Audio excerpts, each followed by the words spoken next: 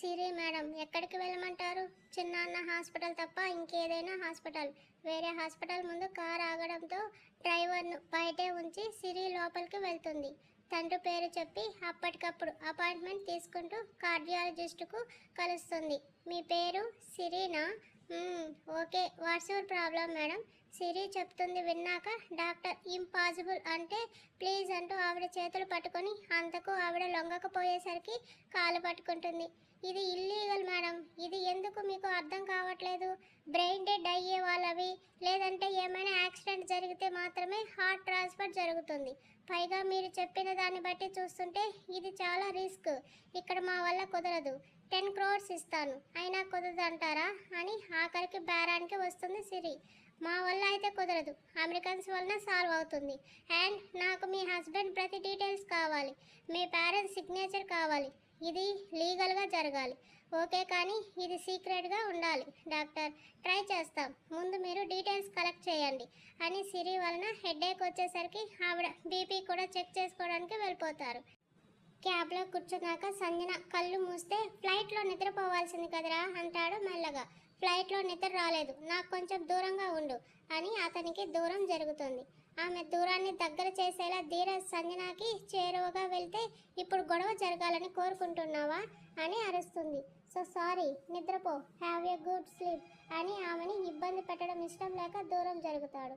గంట తర్వాత సిటీకి చేరుకొని ఇంటికి కావాల్సిన సరుకులు కొని బయలుదేరుతాడు. సంజు, రీచ్ అయిపోయాం అని ఆమెను లేపుతాడు ధీరజ్. మెల్లగా కళ్ళు తెరిచి చుట్టూ చూస్తూ బయట నిలబడింది. ఇద్దరూ కలిసి లోపలికి వెళ్ళి ఆమె ముందు ఫ్రెష్ అవడానికి వెళ్తే ధీరజ్ సంజన కోసం శాండ్విచ్ ప్రిపేర్ చేయడంలో మునుగుతాడు. ఏం చేస్తున్నావు అని అడిగింది, తలని టవల్తో తుడుచుకుంటూ. నీకోసమే బ్రేక్ఫాస్ట్ చేస్తున్నా, అయిపోయింది, పాలు తాగని ఆమె ముందు గ్లాస్ పెట్టాడు.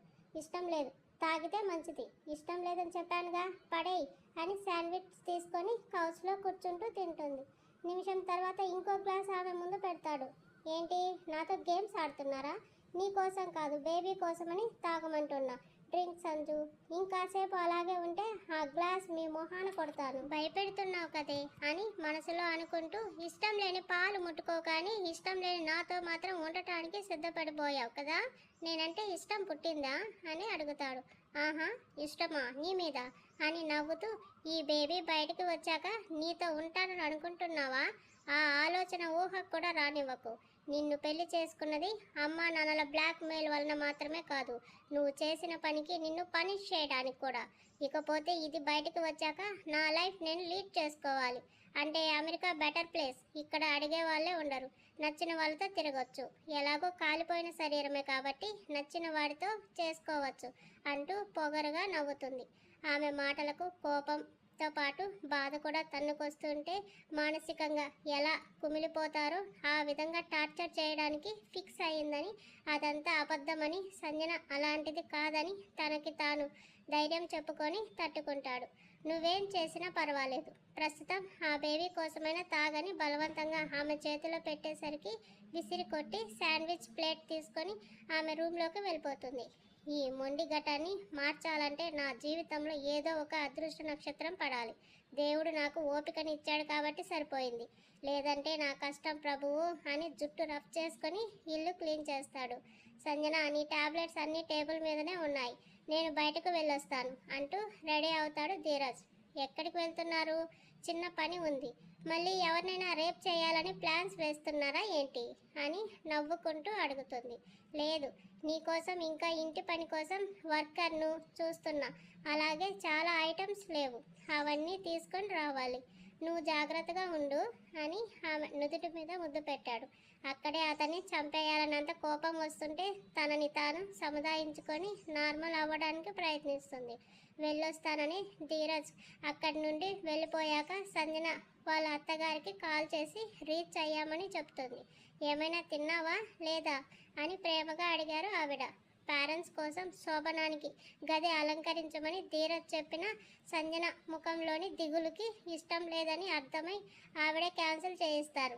అప్పుడే తనకంటూ తన ఫీలింగ్స్ను అర్థం చేసుకునే మనిషి దొరకడంతో తెలియకుండానే నార్మల్ అవుతుంది సంజన. మీరు తిన్నారా అత్తయ్య అని అడుగుతూ ధీరజ్ వెళ్ళిపోవడంతో పాలు వేడి చేసుకోవడానికి వెళ్తుంది. బ్రేక్ఫాస్ట్ అయ్యింది. హనీమూన్ అంటూ వాడు ఇబ్బంది పెడితే నాతో చెప్పు, వాడి తాట తీస్తాను. అలాంటిదేం లేదు అత్తయ్య, నా కొడుకు కదా, అలాంటిది ఉండదులే, భయపడకు. 2 నెలల తర్వాత మళ్ళీ మీ ఇద్దరు సంతోషంగా ఇండియా వస్తే ఐఎమ్ హ్యాపీ. ఇక ఉంటాను. సరే అత్తయ్య, నేను మధ్యాహ్నం కోసం ఏమైనా లంచ్ ప్రిపేర్ చేస్తాను. బాయ్. అత్తా కోడలు కబుర్లు అయ్యాక సంజన లంచ్ చేసి తొందరగా టైర్డ్ అయిపోయి సోఫాలో వాలిపోతే ఎర్లీ ఏజ్ ప్రెగ్నెన్సీ వలన వాష్రూమ్కి వెళ్ళిన ప్రతిసారి అంతా కలుగుతున్న నొప్పికి ధీరజ్కు చెప్పుకోవడం ఇష్టం లేక ఏం చేయాలో గూగుల్ చూసుకుంటుంది. భాస్కర్ గారిని సతీష్తో మాట్లాడాలా పెళ్లి గురించి అని అడిగారు చంద్రశేఖర్ గారు. ఇక వాళ్ళతో మాట్లాడటం ఏమీ లేదు. ఇన్నాళ్ళు వాళ్ళ కోసం అన్నీ చేశాను, ఇక నుండి పరువు కోసం చేయాలి. సరియు మీద చాలా నెగిటివిటీ స్ప్రెడ్ అవుతుంది. అదంతా ఆపకపోతే తను ఫ్యూచర్లో అవ్వాలనుకున్న business woman of the award అందుకోవడం కష్టమవుతుంది. దానికి దీనికి లింక్ ఏంట్రా? ప్రతి దానికి దేంతోనొకదాంతో ముడిపడి ఉంటుందిలే. ఇప్పుడు సరియు సతీష్లు ఒక్కటిగా ఉన్నా చాలా దూరమైనట్టే. వాళ్ళకి పెళ్లి చేసి ఒకటి చేయడమే మంచిది. మరి సిరి సంగతి ఏంటి? మదన్ డైవర్స్ తీసుకొని వెళ్ళిపోయాడు. సిరిని దగ్గరకు వచ్చేసింది. అస్సలు వాళ్ళ గురించి ఏం ఆలోచిస్తున్నావు?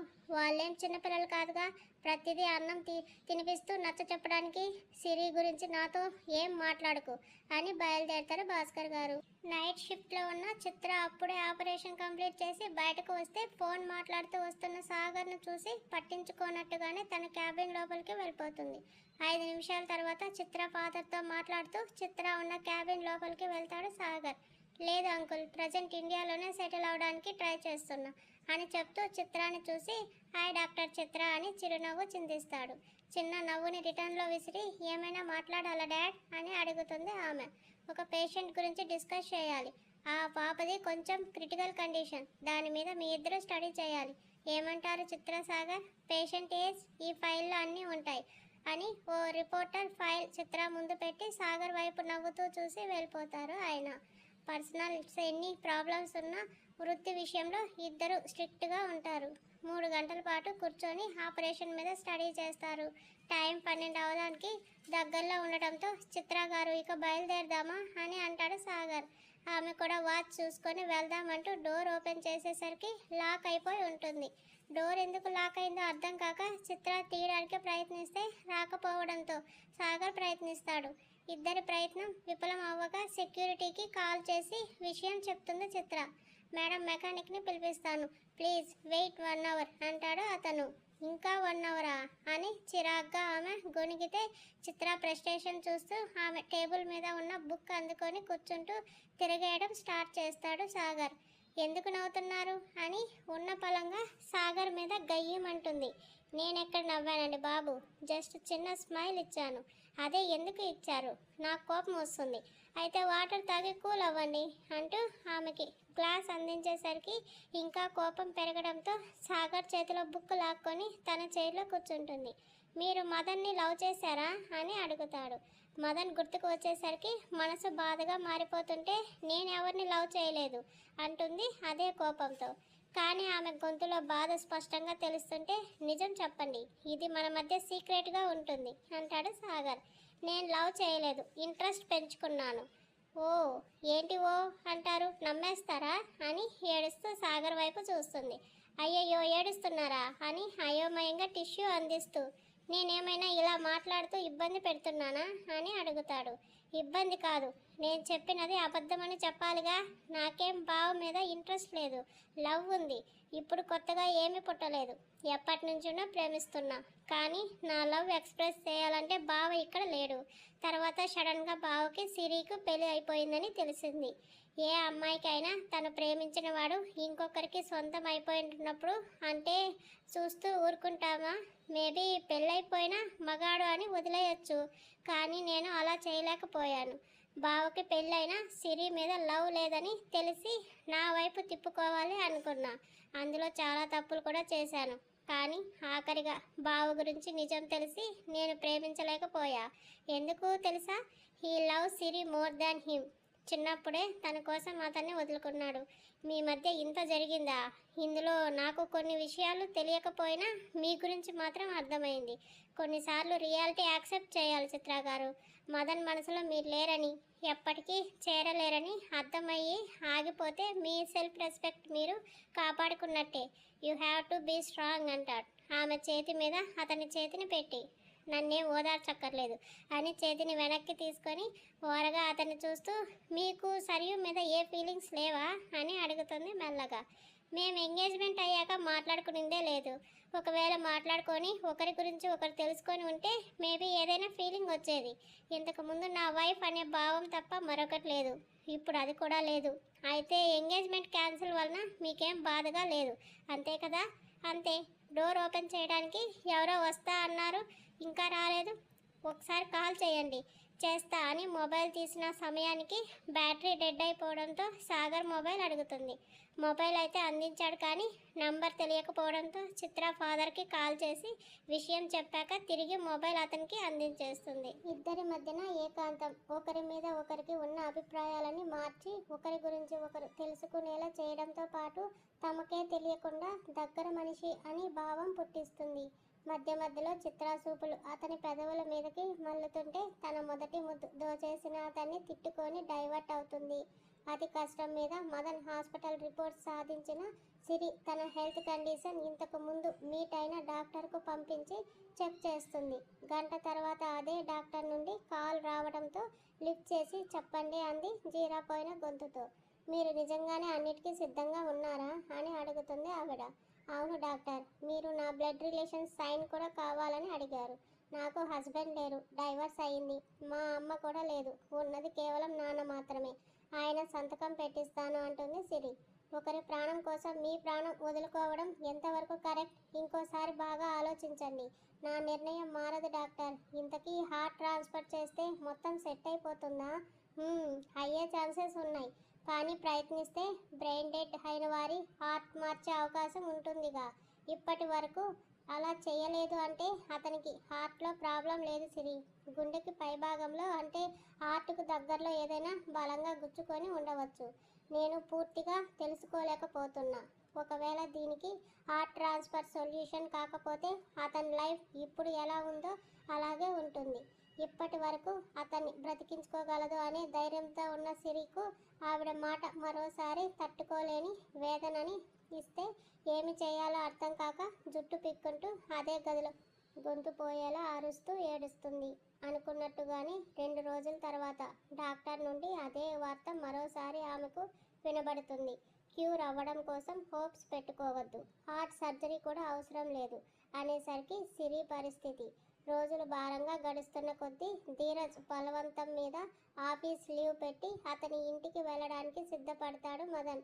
సంజు, ఈరోజు మీ అన్నయ్య వస్తున్నాడు. ఓపిక ఉంటే ఏమైనా ప్రిపేర్ చెయ్యి, లేకపోతే ముగ్గురం కలిసి లంచ్కి వెళ్దాం అంటాడు. డోర్ కర్టెన్స్ సెట్ చేస్తున్న ఆమె ధీరజ్ మాటలకి సంతోషంగా ఫీల్ అవుతూ వంట చేస్తా అంటుంది.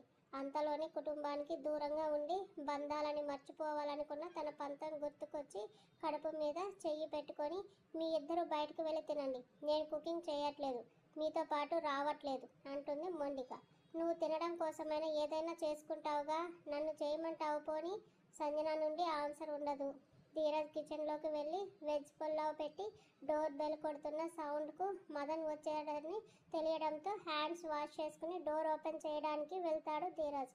ఇద్దరి మధ్యన ఫార్మల్ హగ్స్ అయ్యాక సంజన హెల్త్ ఎలా ఉందిరా అని అడిగాడు మదన్.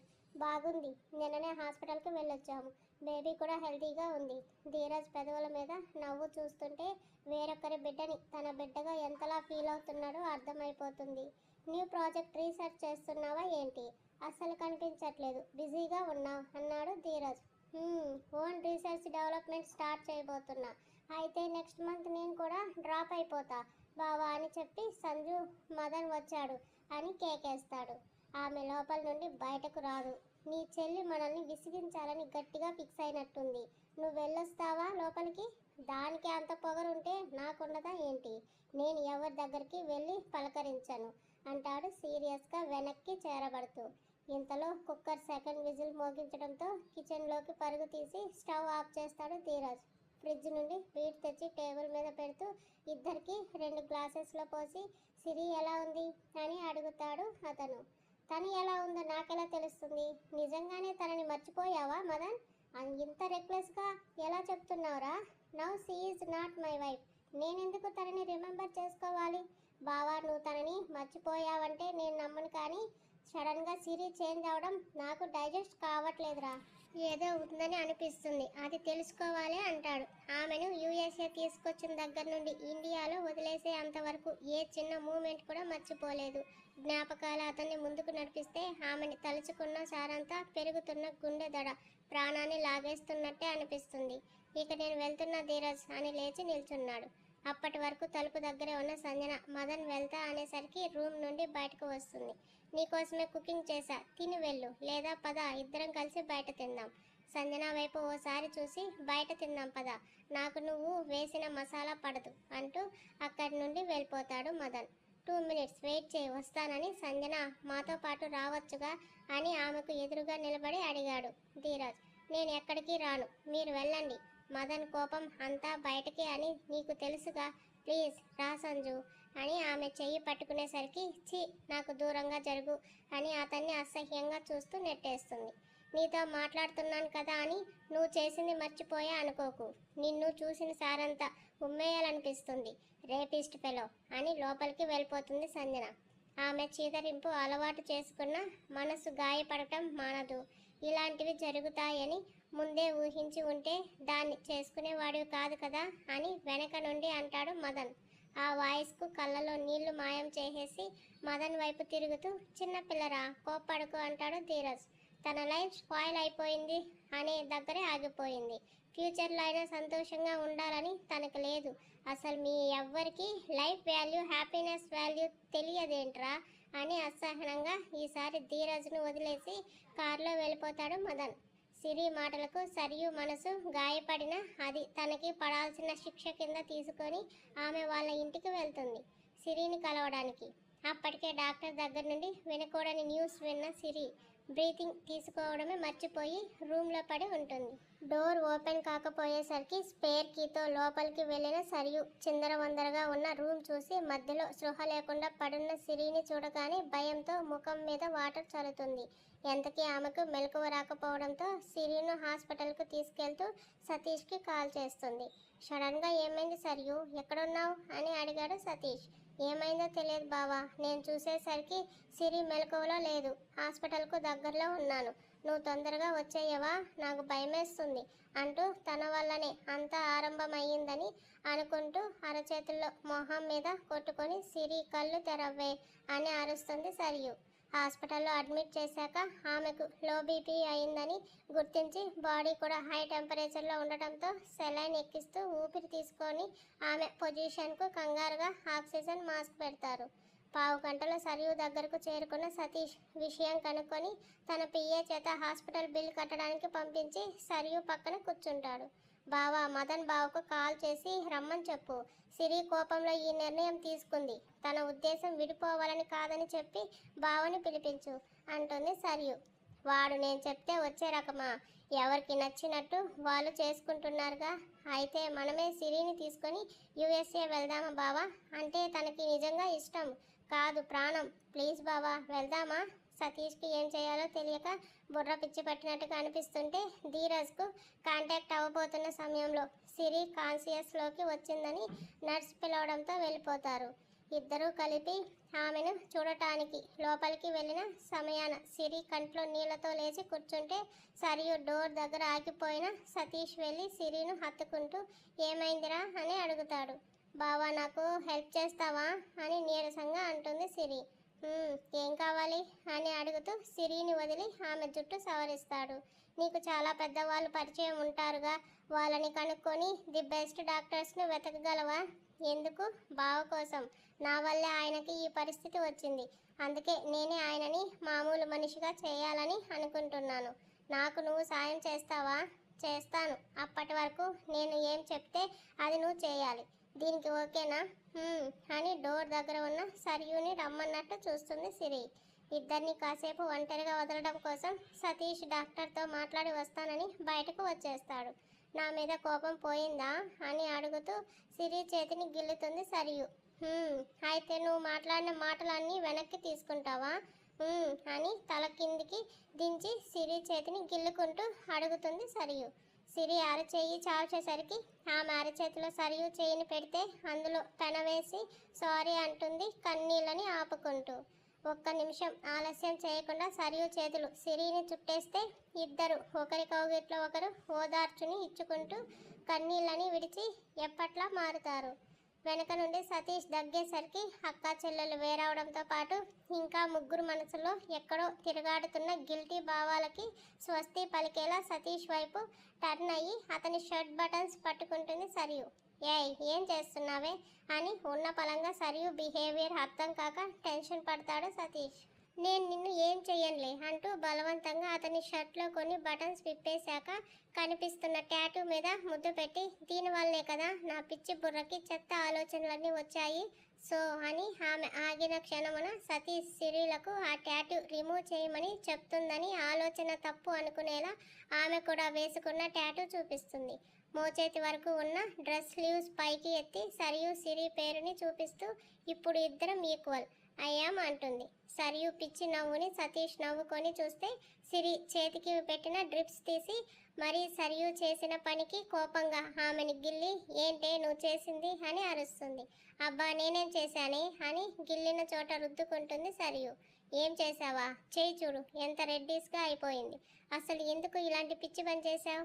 నేనేమైనా నీకు అడిగానా? నీకు అందరికంటే బావ ఎక్కువ ఇష్టమని తెలుసు. మరి బావ పేరు వేసుకోకుండా నా పేరు ఎందుకే" అని అసహనంగా కూర్చుంటుంది సిరి.